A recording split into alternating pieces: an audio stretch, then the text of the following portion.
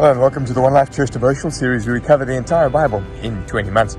Well, those chapters are Psalm 129 and 130, another two songs of ascent that are sung by the pilgrims as they go to Jerusalem, to the temple, to celebrate the feasts.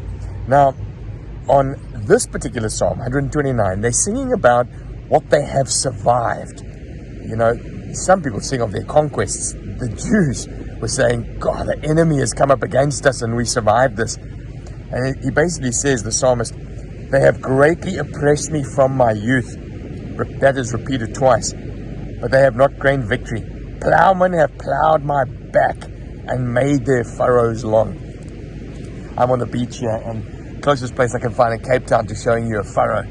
But it's a very vivid picture of a back being scraped open as they've been beaten and tortured.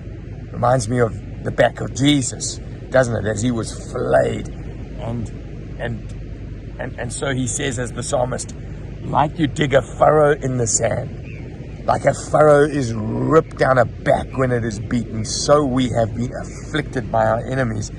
But he has cut me free from the cords of the wicked. And then he says, the wicked against me, may they be like grass on a rooftop which withers before it grows. You know, when seeds fall onto a very shallow surface, it doesn't really take root.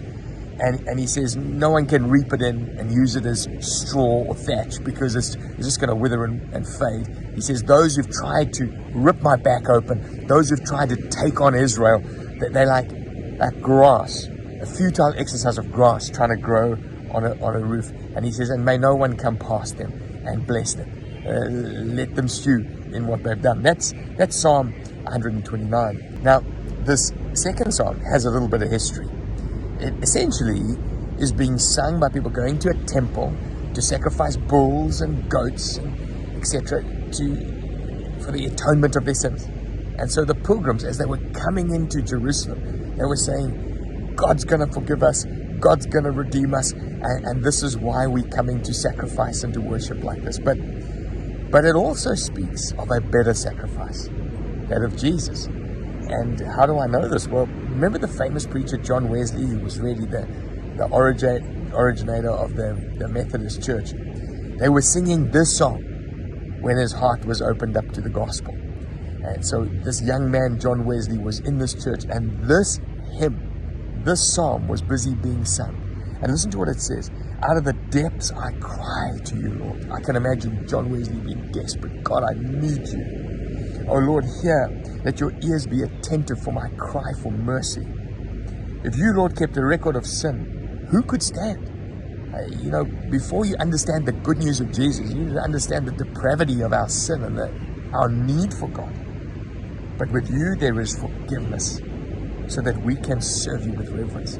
So that day, John Wesley, as he was singing those songs, the truth of the fact that Jesus forgives, his heart was opened up and the seed of the gospel hit him and he was saved. And this is what the psalmist goes on to say, I'll wait for the Lord, my whole being waits for him. There are these two themes that run through the rest of the psalm, waiting on God and trusting in his word. He says, more than watchmen wait for the morning, I'll wait for you. There's a waiting, there's a longing. Will God break in? Will he rescue me? And then he says, look, I put my hope in you, Lord, your unfailing love. In you there is full redemption. And so when John Wesley sang these words, God, I'm going to wait for you. God, I'm desperate for you. God, there's redemption in you. I know you're forgiving. I know that there's no hope if you kept a record of wrongs and you held this against me. I can't rescue myself. What a beautiful psalm, which is thousands of years old and does refer to temple sacrifice, but it points us to the redemption of Jesus, the forgiveness of Jesus, the hope we have in Jesus. Well, I trust you enjoy it as you meditate on it today.